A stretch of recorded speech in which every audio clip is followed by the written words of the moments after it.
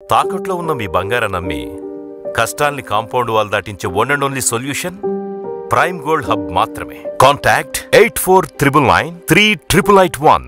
నమస్తే, welcome to Aadan. నమస్తే రాజేష్ గారు, నమస్తే శ్రీనివాసరావు గారు. నమస్కారం సార్. ఈరోజు మన డిస్కషన్లో ముఖ్యమైన అంశాలు ఫస్ట్ మాట్లాడుకుందాం.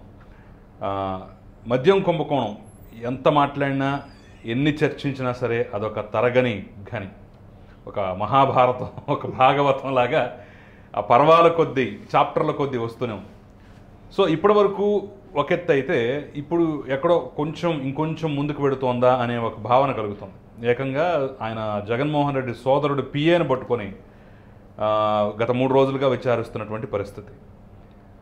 సరే, ఇది ఏదో మేలుమలుపు అనుకోవటానికి కూడా మనం ఏమీ లేదు. ఎందుకంటే జగన్మోహన్ రెడ్డి కుడి చెయ్యి ఎడమ చేయగలిగినటువంటి కృష్ణమోహన్ రెడ్డి, ధనుంజయ రెడ్డినే జైల్లో పెట్టి 90 రోజులు గడిచినా కానీ పరిస్థితి ఏ విధంగా ఉందో మనం చూస్తున్నాం. అయితే మొట్టమొదటిసారిగా వాళ్ళ కుటుంబంలో ఒక ప్రకంపనలాగా దీన్ని చూడాలి అనే భావన కూడా వ్యక్తమవుతుంది. ఈరోజు పత్రికలో వచ్చినటువంటి అంశం కూడా అది. సో దీన్ని ఎలా అర్థం చేసుకోవాలి, ఎలా విశ్లేషించాలనేది మనం వివరంగా మాట్లాడేటువంటి ప్రయత్నం చేద్దాం. జగన్మోహన్ రెడ్డి కుటుంబ సభ్యుడు, సొంత తమ్ముడైనటువంటి అనిల్ రెడ్డి పిఏ పట్టుబట్టం, అతని ద్వారా ఇతను ప్రమేయం కూడా ఉందని ఎస్టాబ్లిష్ చేసేటువంటి ప్రయత్నం జరగటం, దీన్ని ఎలా అర్థం చేసుకోవాలని మనం మాట్లాడే ప్రయత్నం చేద్దాం. ఫస్ట్ రాజేష్ గారు, మీతో మొదలెడదాం. ఏమంటారు మీరు? మద్యం కుంభకోణానికి సంబంధించి ఇప్పటికీ 2 ఛార్జ్షీట్లు ఆల్రెడీ సబ్మిట్ అయ్యి ఉన్నాయి. 3వ ఛార్జ్షీట్ కూడా త్వరలోనే సబ్మిట్ చేయడానికి రంగం సిద్ధమవుతున్నట్టుగా మనకు వార్తలు వస్తూ ఉన్నాయి. అంటే విచారణ తొలి అంకానికి చేరుకుంటా ఉంది. విచారణలో కీలక వ్యక్తుల ప్రమేయాన్ని నిర్ధారించే సాక్ష్యాధారాలు విచారణ సంస్థకి దక్కాయి.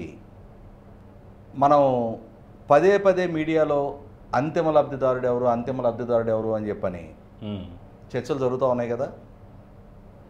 అంతిమ లబ్ధిదారుడు ఎవరు అనేది మీకు తెలుసు, నాకు తెలుసు, 5 కోట్ల మంది ఆంధ్రప్రదేశ్ రాష్ట్ర ప్రజానీకానికి తెలుసు. కాకుంటే శంకులో పోస్తే కానీ తీర్థం కాదు అంటారు. కాబట్టి విచారణ సంస్థ ద్వారా వాళ్ళు సేకరించిన సాక్ష్యాధారాల ప్రాతిపదికగా ఎవరు ప్రమేయం ఏంటి, ఎవరికి ఎంత ముట్టింది, ఎవరు ఎంతటి పాత్ర పోషించారు అనే స్పష్టమైన సాక్ష్యాధారాలు, అది కూడా నోటి మాటగా కాకుండా విత్ డాక్యుమెంటల్ ఎవిడెన్స్ విచారణ సంస్థ చాలా స్పష్టమైన సాక్ష్యాధారాలు సేకరించగలుగుతూ ఉంది. ఒక్కొక్కరి ప్రమేయాన్ని నిర్ధారించే ఎవిడెన్సెస్ వాళ్ళ వాంగ్మూలాలు నమోదు చేసుకుంటూ ఉంటుంది. అదే సందర్భంలో అప్రూవర్లుగా మారి విచారణ సంస్థకు సహకరిస్తూ న్యాయమూర్తి ముందు 164 CRPC స్టేట్మెంట్లు, కన్ఫెషన్ స్టేట్మెంట్ ఇచ్చి వాళ్ళు ఇస్తూ ఉన్నారు. ఇటువంటి నేపథ్యంలో అసలు సిసల కుంభస్థలాన్ని ఛేదించడానికి కావాల్సిన కసరత్తు జరిగిపోతూ ఉంది. దీనిలో భాగంగానే ఇప్పుడు వైఎస్ అనిల్ రెడ్డి ప్రమేయం వచ్చింది. ఎప్పుడైతే వైఎస్ అనిల్ రెడ్డి ప్రస్తావన, వైఎస్ అనిల్ రెడ్డి పిఏ ధనరాజన్ని 3 రోజులుగా విచారిస్తూ ఉన్నారు. అతను కూడా ముందు కొంత అదుర్సు సినిమా డైలాగులు చెప్పే ప్రయత్నం చేసినా కూడా, గుర్తులేదు, తెలియదు, మర్చిపోయా అనే డైలాగులు చెప్పే ప్రయత్నం చేసినా కూడా అతని ప్రమేయానికి సంబంధించిన స్పష్టమైన టెక్నికల్ ఎవిడెన్సెస్ మొత్తం అతని ముందు పెట్టి, నువ్వు పలానా రోజు పలానా టైంలో పలానా వ్యక్తికి పలానా ఫోన్ నెంబర్ నుంచి ఇంతసేపు మాట్లాడావు అనే సాక్ష్యాధారాలు మొత్తం ఎదురుకు పెట్టి ప్రశ్నించేటప్పటికి గొంతులో పచ్చివలక్కాయ అంటారు కదా, అట్లా ఇక నేను ఫిక్స్ అయిపోయానరా, ఇక గాలానికి చిక్కాను, ఇక నేను ఎరగమారక తప్పదు అని చెప్పని రియలైజ్ అయిపోయి అతను వీళ్ళు అడిగిన దానికంటే ఎక్కువగా చెప్పేశాడు. బాబు మీరు నా మీద పెద్ద సెక్షన్లు ఏం పెట్టద్దు, నేను నాకు తెలిసిన సమాచారం మొత్తాన్ని చెప్పేస్తానని చెప్పాను. వాళ్ళు ఊహించినంత సమాచారం అతను ఇచ్చేశాడు. దాంతో ఇవాళ వైఎస్ అనిల్ రెడ్డి ప్రమేయం అధికారికంగా ధృవీకరణ జరుగుతూ ఉంది. కానీ మనకున్న సమాచారం ఏంటి అంటే 2019 మే 30 జగన్మోహన్ రెడ్డి పదవి బాధ్యతలు చేపట్టే నాటికే ఈ మద్యం మాటున ఏ విధంగా డబ్బు సంపాదించుకోవచ్చు అనే అంశాన్ని జగన్మోహన్ రెడ్డికి వైఎస్ అనిల్ రెడ్డి, వైఎస్ సునీల్ రెడ్డి ద్వారా బ్రీఫింగ్ ఇవ్వబడింది.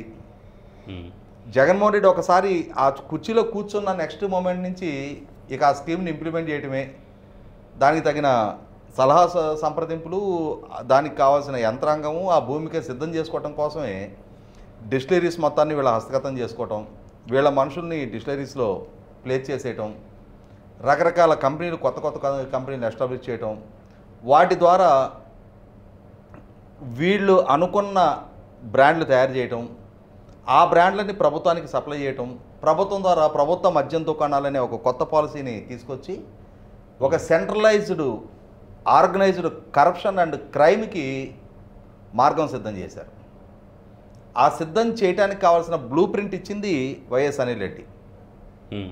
అతనికి ఎక్కడి నుంచి అవగాహన, ఆ అనుభవం వచ్చింది అని అంటే,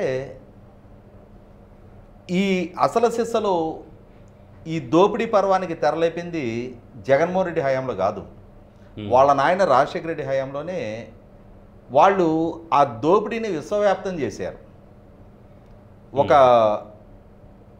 అంటే మనకి ఎప్పటి నుంచో తెలిసిన, ఇప్పుడు జనరేషన్ మర్చిపోయిన కొన్ని కీలకమైన అంశాలు నేను ప్రస్తావిస్తాను ఇక్కడ. రాజశేఖర రెడ్డి గారు ముఖ్యమంత్రిగా ఉన్న రోజుల్లో విసు కన్సల్టెన్సీకి సంబంధించిన సిసి రెడ్డి అని ఆయన రాజశేఖర రెడ్డి గారి ప్రభుత్వంలో కీలక సలహాదారుడిగా ఉండేవాడు. ఆ సిసి రెడ్డికి ఒక తోబుట్టు ఉంది, ఆమె పేరు భారతి. ఆమె రాజశేఖర రెడ్డి గారు అన్న జార్జి రెడ్డి గారి భార్య. ఆ జార్జి రెడ్డి కొడుకులే ఈ వైఎస్ అనిల్ రెడ్డి, వైఎస్ సునీల్ రెడ్డి. ఆ రోజుల్లో రాజశేఖర రెడ్డి ప్రభుత్వంలో జరిగిన దోపిడీ సొమ్ము మనం ఇప్పటి వరకు వివిధ కంపెనీలకి రాజశేఖర రెడ్డి గారి ప్రభుత్వం ద్వారా జరిగిన లబ్ధి, ఆ కంపెనీలు జగన్మోహన్ రెడ్డి గారి సంస్థల్లో పెట్టిన పెట్టుబడులు, దీని ద్వారానే జరిగిన ఈ లావాదేవీని క్విడ్ ప్రోకో పేరిట సిబిఐ విచారణ జరిపింది. క్విడ్ ప్రోకో ఎస్టాబ్లిష్ చేస్తూ 11 ఛార్జ్షీట్లు కోర్టుకు సబ్మిట్ చేసింది. రాజశేఖర రెడ్డి గారి పరిపాలన ద్వారా ఆర్థికంగా జగన్మోహన్ రెడ్డికి దక్కిన ఆర్థిక ప్రయోజనాల గురించి మాత్రమే ఇప్పటిదాకా మనం మాట్లాడుకుంటా ఉన్నాం. రాజశేఖర రెడ్డి గారి కరప్షన్ అనేది జగన్మోహన్ రెడ్డికి మాత్రమే పరిమితమైందిగా ప్రజలు భావిస్తూ ఉన్నారు. కానీ రాజశేఖర రెడ్డి గారి పాలనా హయాంలో 2004కు ముందు అందరూ వాళ్ళ బంధువర్గాలు, వాళ్ళ సన్నిహిత కుటుంబాలు అందరూ కూడా పొద్దున పూట తోట కొరుకుంటే సాయంత్రం చుక్క కొరకు ఎత్తుకునే స్టేజే. కానీ ఆ 5 సంవత్సరాలు ఆయన పాలకుడిగా ఉండగానే అందరికందరూ 100 కోట్ల స్థితికి పడగలెత్తేశారు. దానికి భూమిక సిద్ధం చేసిన, అంటే ఆ నాలెడ్జ్ షేరింగు సిసి రెడ్డి వంటి వాళ్ళు, కేవీపీ రామచంద్ర వంటి వాళ్ళ ద్వారా ఈ వసూళ్ల పర్వం, ఈ పెట్టుబడుల పర్వం కొనసాగింది.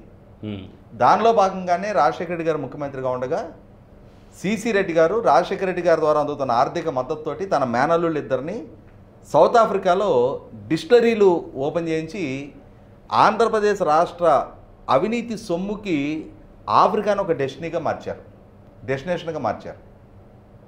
తర్వాత దుబాయ్కి వాళ్ళ వ్యాపారాలు విస్తరించినాయి.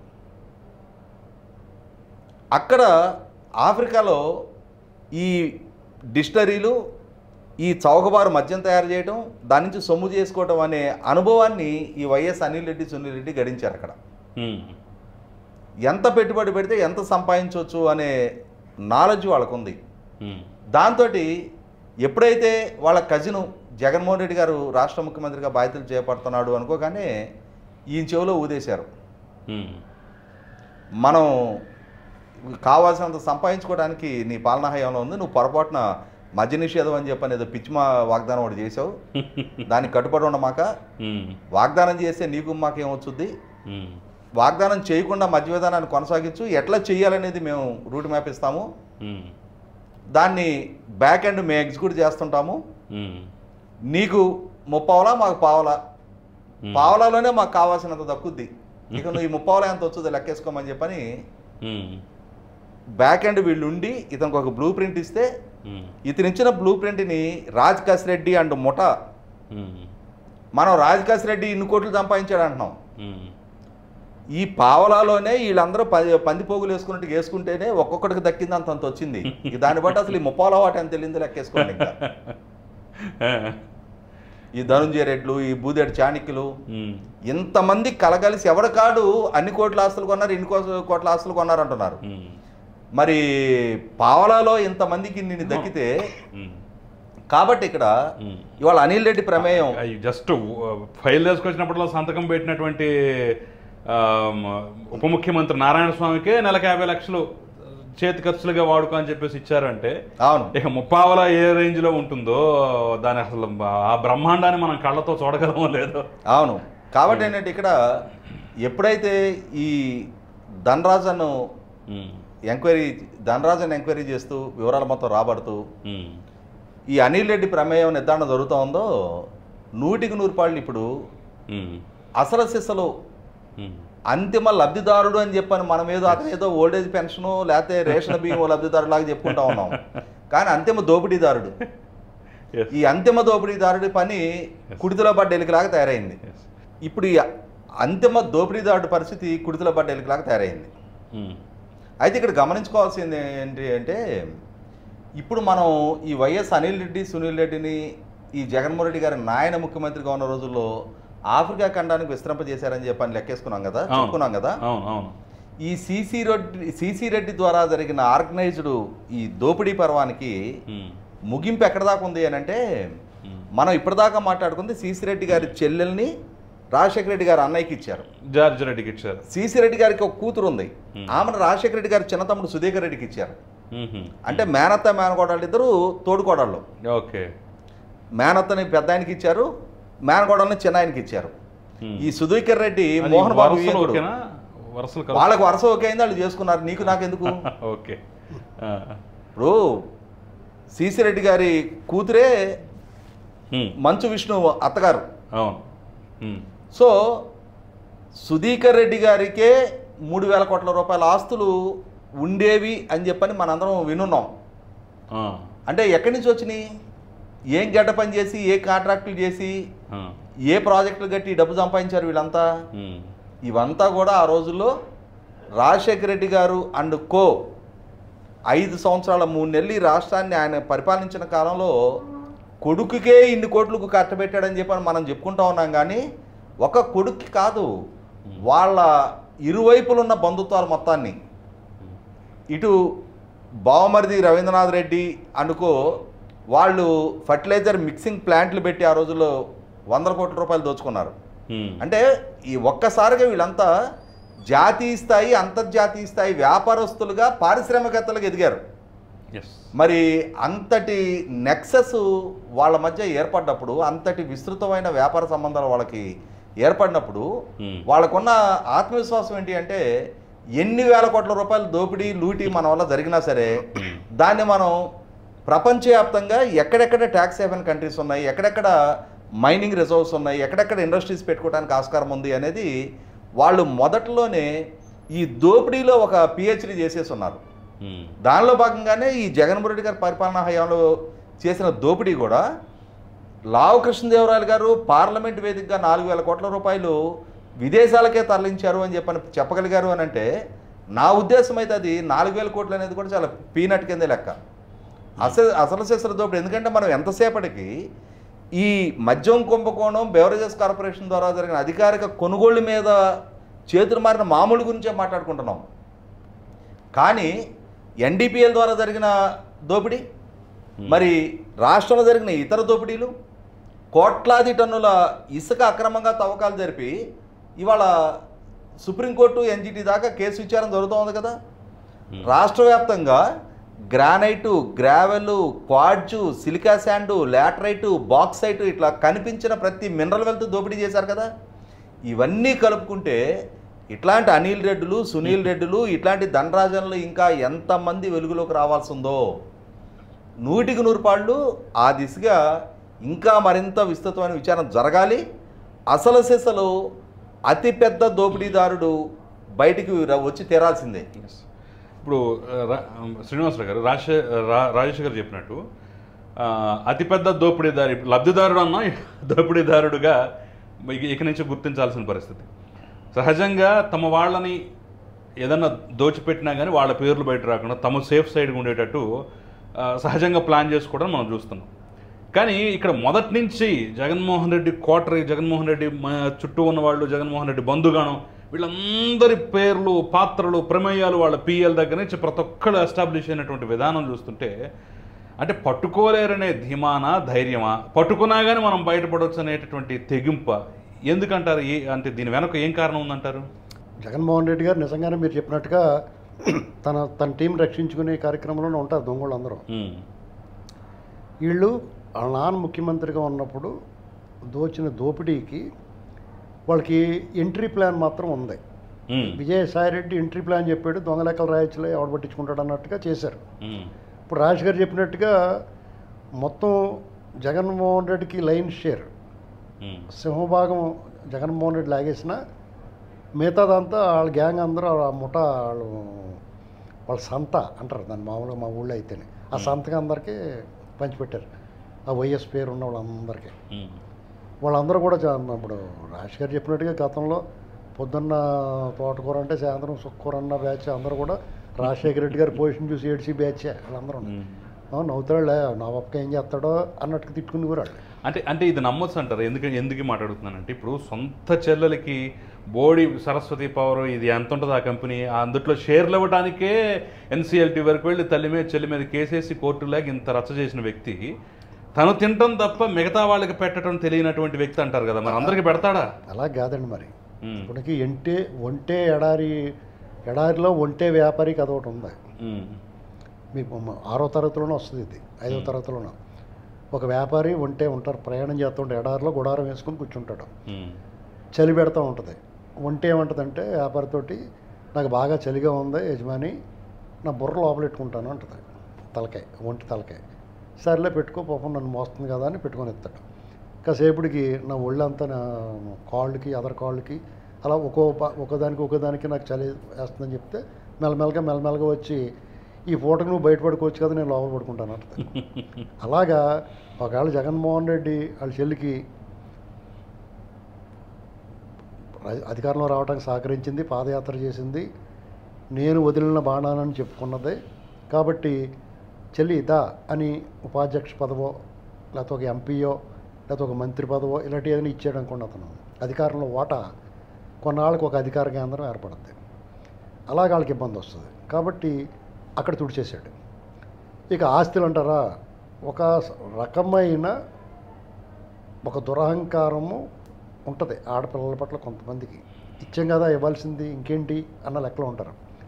పుట్టింటికి రా చెల్లి, ఓ పొట్టిచీర పెట్టి పంపిస్తాను, ఇదే భావనలో ఉంటారు చాలామంది.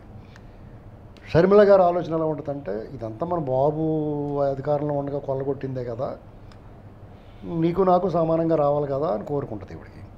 ఆయన ఏమంటాడో, నువ్వు చెప్పింది కరెక్టే చెల్లి, నాన్న అధికారంలో ఉండగానే కొల్లగొట్టాం, కానీ జైలుకి నేను కదా వెళ్ళాను, ఎక్కువ నేను తీసుకోవాలి కదా అని ఆయన ఉంటుంది. కాబట్టి మీరు చెప్పిన దానికి అతనికి జస్టిఫికేషన్ ఉంది జగన్మోహన్ రెడ్డికి. ఇక వీళ్ళ గ్యాంగ్ అందరికీ పంచిపెట్టి రాజశేఖర్ గారు చెప్పింది చాలామందికి తెలియదు. ఏంటంటే ఎంతసేపు మనకు జగన్మోహన్ రెడ్డి ఆవిడ కనపడుతూ ఉంటాడు, ఇలా దోచిపెట్టేశారు, ఇలా దోచేసుకున్నాడని. ఆ గ్యాంగ్ అందరూ సైలెంట్గా తెర వెనక వాళ్ళు వింజు పర్వతం పక్కన మట్టి గుట్టల వల్ల పర్వతాలు అయిపోయినాయి, అవి కూడా విపరీతంగా పెంచుకున్నారు. ఇక్కడ మనం ఎక్కువగా ఆలోచించాల్సింది ఏంటంటే, వీళ్ళందరికీ ఎలాగా కాపలా కాస్తాడు కదా, కాసుకుంటాడు కదా దొంగల ముఠా నాయకుడు అంటారు. నిజమే మీరు చెప్పింది. గతంలో అతను కొల్లగొట్టిన దానికి ఎంట్రీ ప్లాన్ ఒకటే తెలుసుంటే, ఈసారి అధికారంలోకి వచ్చిన తర్వాత ఇప్పుడు ఆఫ్రికన్ కంట్రీస్లో వాళ్ళు చేసింది ఆ ఎక్స్పీరియన్స్ తోటి, గతంలో శిక్షలు పడిన జైల్లోకి వెళ్ళాల్సి వచ్చిన కేసులు పెట్టబడిన దాని అనుభవంతో ఏం చేశారంటే, ఈసారి ఎంట్రీ ఎగ్జిట్ ప్లాన్ 2 ఆటలతో దిగారు. కాబట్టే ఇంత డైరెక్ట్గా ఇన్ని వేల లక్షల కోట్లు కొల్లగొట్టేసరికి స్పష్టంగా మనకు కళ్ళ ముందు కనిపిస్తున్నా అది ఎస్టాబ్లిష్ చేయడానికి తల ప్రాణం తోకొస్తుంది దర్యాప్తు సంస్థకి. ఇక్కడ మనం మెచ్చుకోవాల్సింది ఏంటంటే, మనం మాట్లాడుకోవాల్సింది ఏంటంటే, ఇప్పుడు సిట్ ఏదైతే దర్యాప్తు సంస్థ ఉందో వాళ్ళ లీగల్ టీం ఏదైతే ఉందో వాళ్ళని మనం ఖచ్చితంగా అభినందించి తీరాలి. ఎందుకంటే వాళ్ళకి అనేక ఒత్తిళ్ళు ఉంటాయి, అనేక ప్రలోభాలు ఉంటాయి, వాళ్ళని బలహీనపరిచే అసత్య ప్రచారాలు ఉంటాయి, విపరీతం ప్రెజర్ ఉంటుంది వాళ్ళ మీద.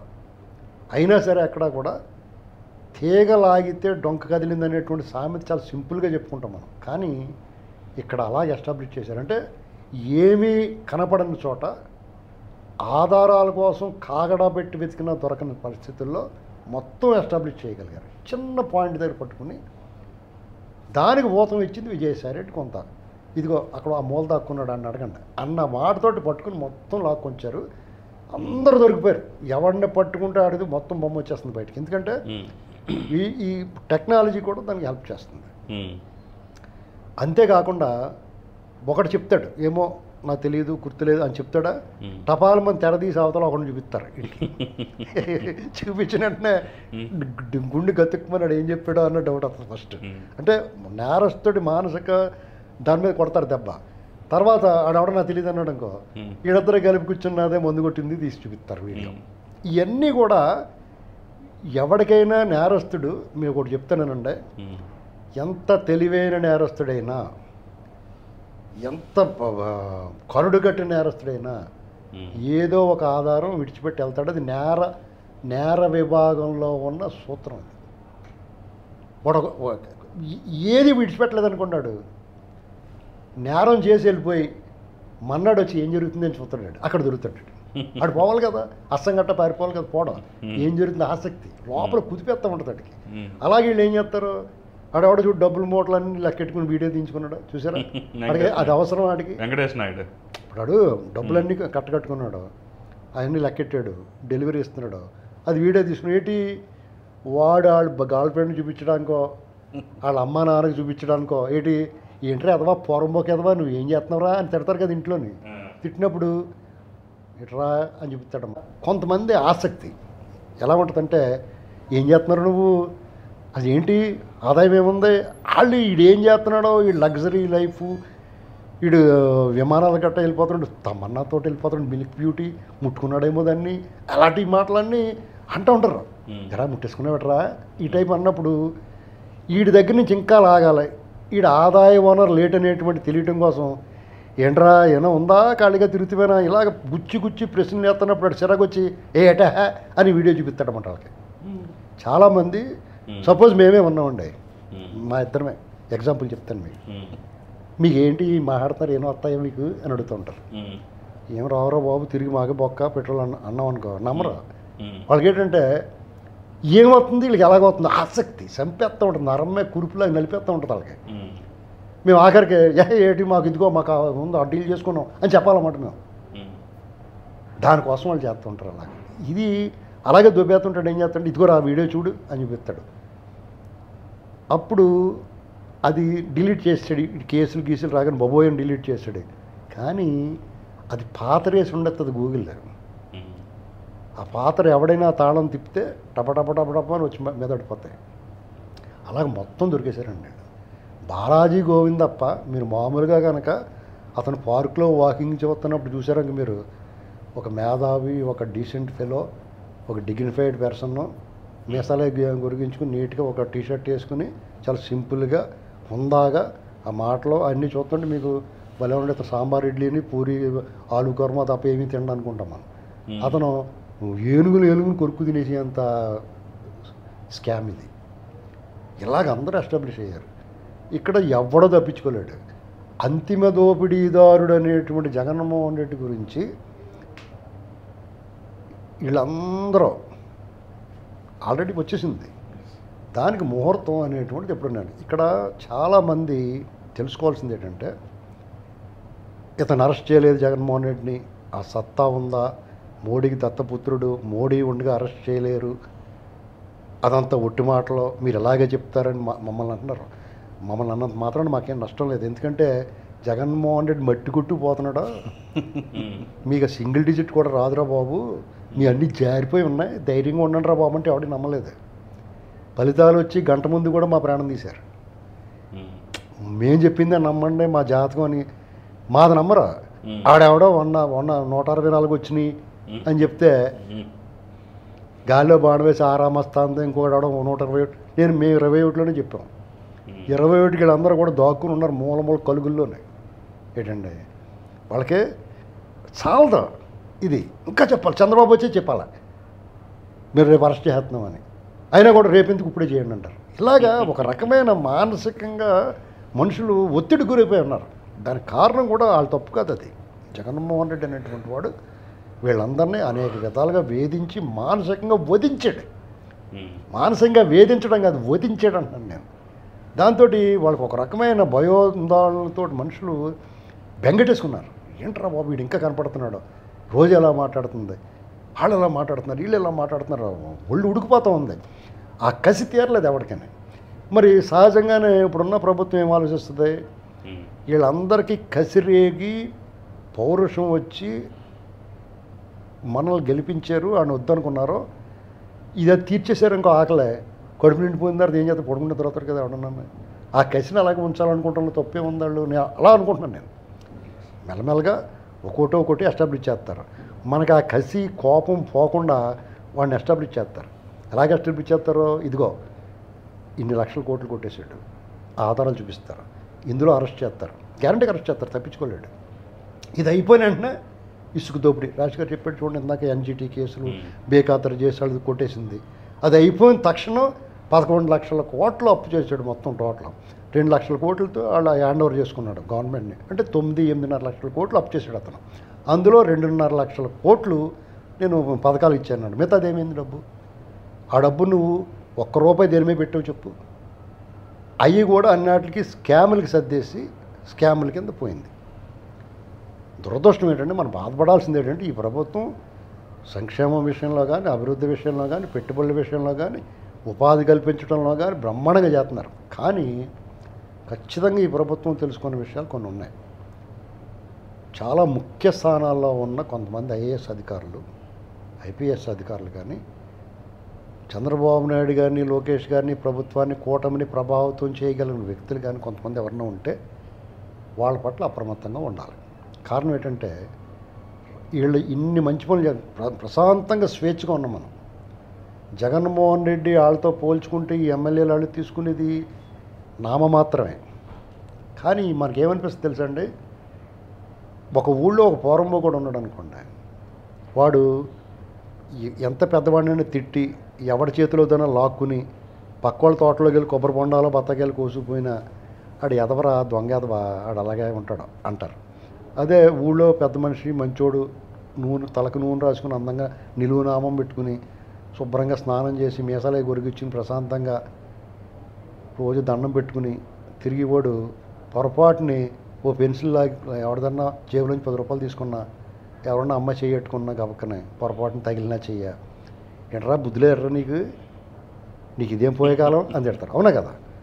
పోరంబోకోడు చేసిన దానికి ఆడు కరెక్టే, ఆడు అలా చేస్తాడే, ఆడితో మీకు ఎందుకంటారు? ఇలా బుద్ధిమంతుడిగా ఉన్నవాడు పొరపాటుని చిన్న పొరపాటు చేస్తే కూడా తిడతారు. మేము అలా నేను తిట్టాను. అంటే ఇప్పుడున్న కూటమిలో ఉన్న ఎమ్మెల్యేలు కూడా అవలక్షణాలు ఉన్నాయి, కొంతమంది తీసుకుంటున్నారు. అది మనం భూతత్వంలో చూస్తాం, మనకు కనపడదు. ఏంటి ఇలా ఉండకూడదు కదా చంద్రబాబు గారి నాయకత్వంలో అన్న లెక్క మనకి. జగన్మోహన్ రెడ్డి నాయకులు అందరూ దొంగలే కదా, అలా దుబ్బుతారా, పర్లేదురా, అదనమాట లెక్క. కాబట్టి వీళ్ళు దీని విషయంలో అప్రమత్తంగా ఉన్నారు. ఎందుకంటే అద్దాల మేళలో ఉన్నారు వీళ్ళు. అవతల ఉన్నవాళ్ళు దోపిడీ మూట, దొంగల మూట, దొగ్గులు అంటారు. దారి దోపిడీ చేసే పూర్వం బ్రిటిష్ గవర్నమెంట్లో ఉన్నప్పుడు మనకి బ్రిటిష్ ఇండియాలో దొగ్గులని, దారి దోపిడీలని కొంతమంది ఇదే వృత్తి వాళ్ళకి. దారి దోపిడీ చేయటం ఒక్కో రాష్ట్రంలో ఒక రకంగా ఉండేది. వాళ్ళందరినీ కలిపి ఒక సెటిల్మెంట్ కింద కూడా చేశారు గవర్నమెంట్, బ్రిటిష్ గవర్నమెంట్.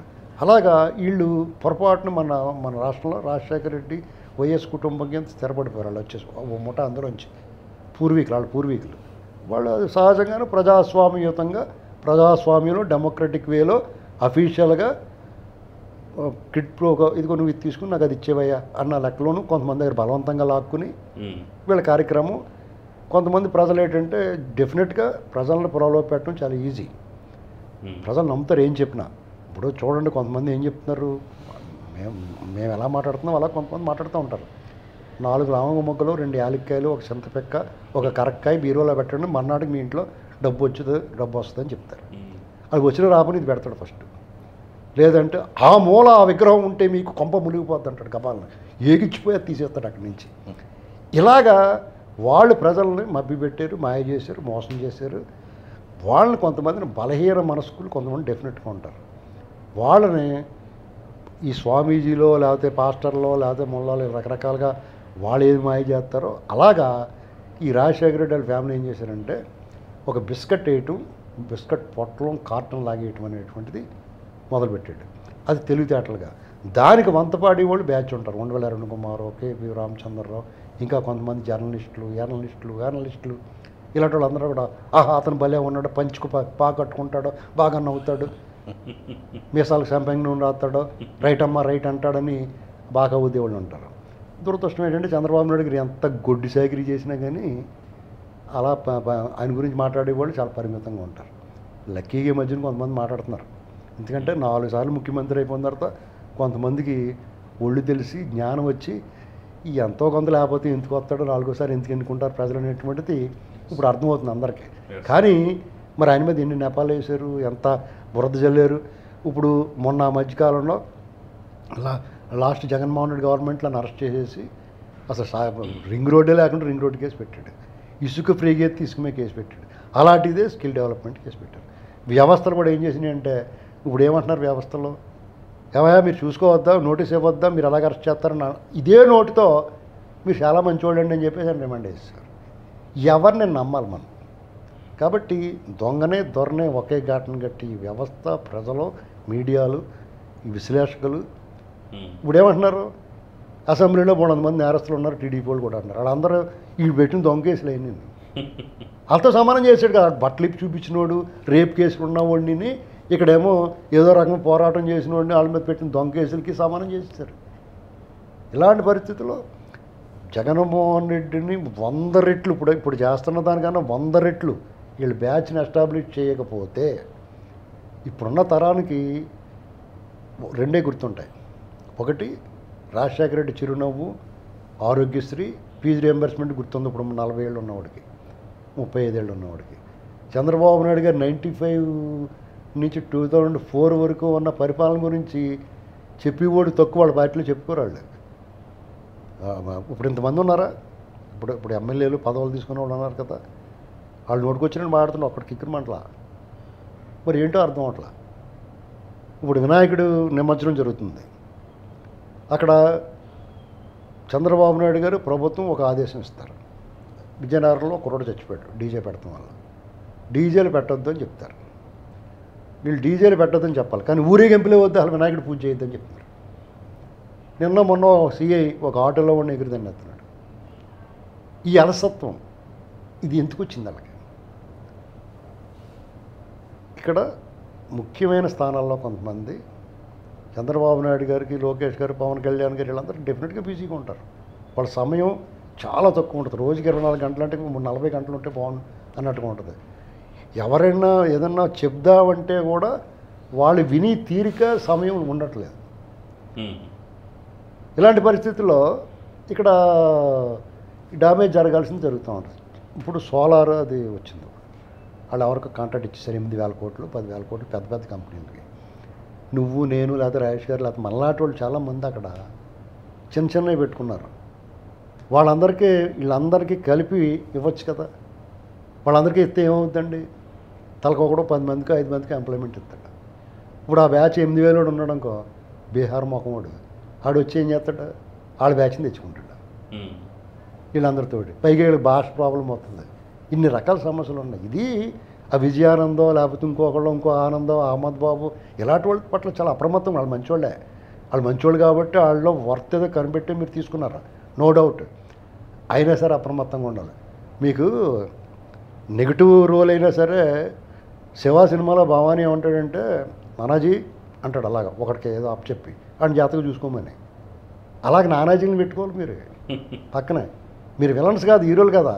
ఇప్పుడు హీరోలు కూడా నానాజీని పెట్టుకునే పరిస్థితి వచ్చింది. ఎందుకంటే జగన్మోహన్ రెడ్డి లాంటి భయంకరమైన క్రూర స్వభావం ఉన్న, పైశాచిక మనస్తత్వం ఉన్న ఒక కరుడుగట్టిన నేరస్తుడు మీ ప్రత్యర్థి కాబట్టి అది పరిస్థితి.